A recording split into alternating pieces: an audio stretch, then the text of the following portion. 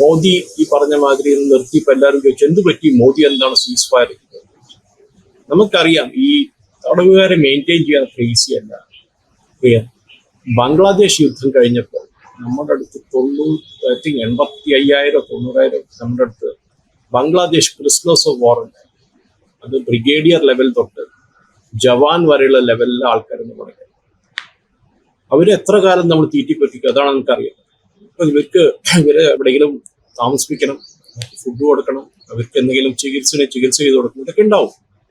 പക്ഷേ ഇന്ദിരാഗാന്ധി കുറച്ചു കാലം കഴിഞ്ഞപ്പോൾ, വളരെ കുറച്ച്, I think 2-3 ആഴ്ച കഴിഞ്ഞപ്പോൾ തന്നെ ഈ 90,000 പേരെയും വിട്ടു ബംഗ്ലാദേശിൽ ഉള്ള പാകിസ്ഥാൻ ആർമിയുടെ അവര് പാകിസ്ഥാന് കൈമാറി. അതിന്റെ കാരണം കുറെ പേര് ചോദിച്ചു, നമുക്ക് എന്താ ഇവരെ കയ്യിൽ വെച്ച് നമ്മുടെ പ്രിസണർ ഓഫ് വാർ പാകിസ്ഥാനിലുണ്ടായിരുന്നു, അവര് തിരിച്ചു പിടിക്കാൻ പറ്റും. നമ്മുടെ 320 പ്രിസണേഴ്സ് ഓഫ് വാർ ഉണ്ടായിരുന്നു, പൈലറ്റ്സ് അതിൽ കൂടുതൽ.